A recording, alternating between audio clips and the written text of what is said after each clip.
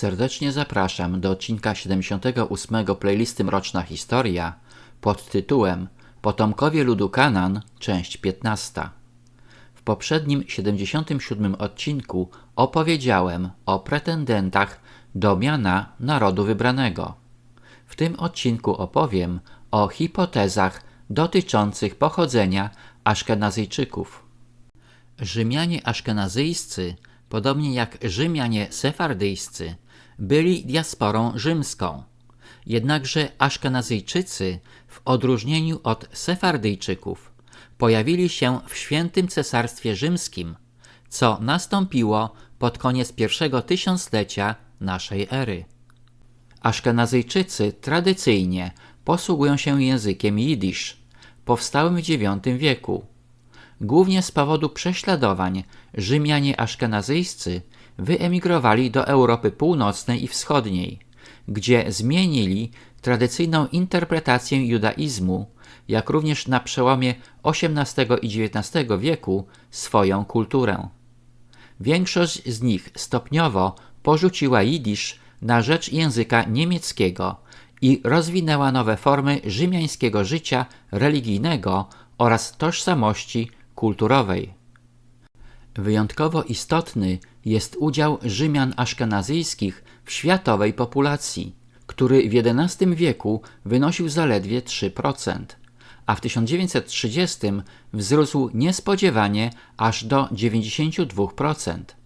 Szacuje się, że przed II wojną światową populacja Rzymian na całym świecie wynosiła 15,3 miliona, z czego około 14 milionów stanowili Rzymianie aszkenazyjscy.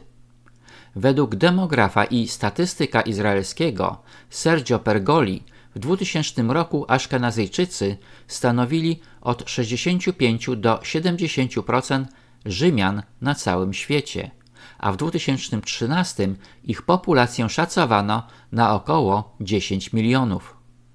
Tak więc Rzymianie aszkenazyjscy stanowią zdecydowaną większość populacji rzymskiej, występującej na całym świecie. Dlatego też warto zastanowić się nad ich pochodzeniem.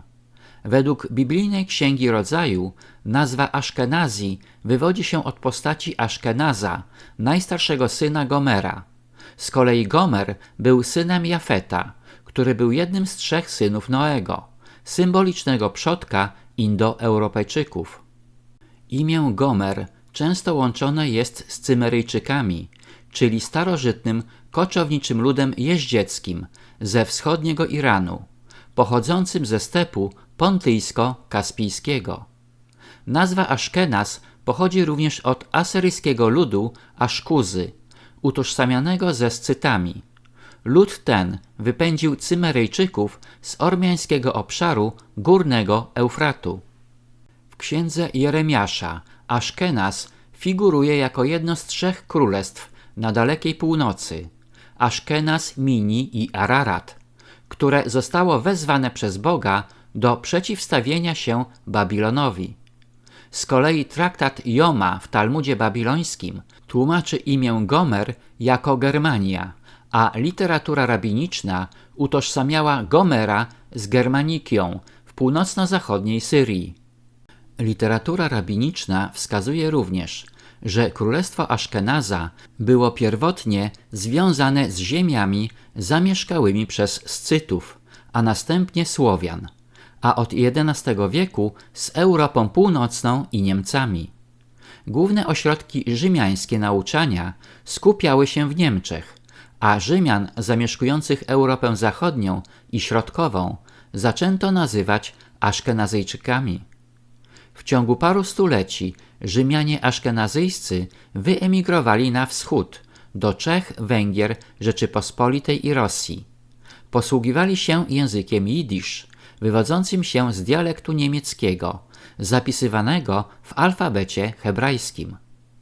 W historii Armenii z X wieku Aszkenaz kojarzony był z Armenią, ale również z Adiabene, Chazarią i Krymem. Częściowo potwierdza to Samuel Kraus, który utożsamiał biblijnego Aszkenazyjczyka z Chazarią.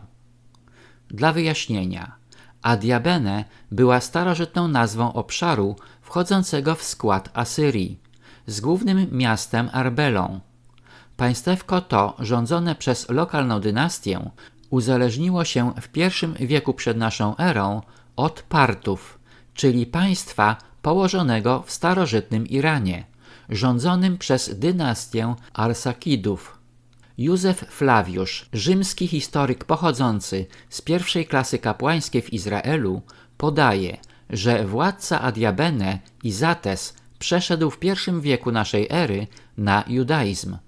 W roku 116 naszej ery Adiabene została zdobyta przez cesarza Trajana i stała się rzymską prowincją Asyrii. Odzyskała jednak swoją autonomię dzięki Publiuszowi Eliuszowi Hadrianowi, cesarzowi rzymskiemu, który po śmierci został zaliczony w poczet bogów. Chazaria, nazywana również Kaganatem Chazarskim, była państwem chazarskim, które powstało w VII wieku naszej ery nad Wołgą i Donem, w wyniku rozpadu Kaganatu zachodnio-tureckiego. Nazwa Kaganat pochodzi od słowa Kagan, będącego tytułem najwyższego władcy wśród ludów Wielkiego Stepu. Chazarowie byli ludem koczowniczym i jako członek Federacji Plemion Stepowych kontrolowali ważne szlaki handlowe. Największy rozkwit kaganatu Chazarii nastąpił w wieku VIII, kiedy płaciło jemu trybut aż 25 plemion i księstw, w tym władca Kijowa. Jednakże książę nowogrodzki Oleg Mądry poprowadził wyprawę zbrojną na kaganat chazarski i Kijów, w efekcie czego doszło do zjednoczenia północnych i południowych księstw ruskich. Decydujący cios Chazarii zadał władca Rusi Kijowskiej Światosław I, niszcząc najważniejsze ośrodki chazarskie Itil, Samandar i Serkel. Tak więc tajemnica pochodzenia Rzymian aszkenazyjskich wydaje się być trudną zagadką. I powstaje pytanie, czy przodkiem Aszkenazyjczyków był któryś z synów Izaaka i Rebeki, Jakub lub Ezaf?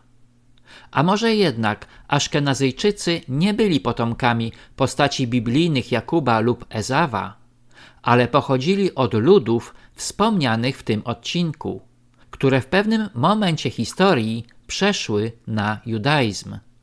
Dziękuję za wsparcie mojego kanału przez Buy Coffee Tu, link pod filmem. Na tym zakończę odcinek 78, w którym opowiedziałem o hipotezach pochodzenia Aszkenazyjczyków. Serdecznie zapraszam do odcinka 79 pod tytułem Potomkowie ludu Kanan, część 16.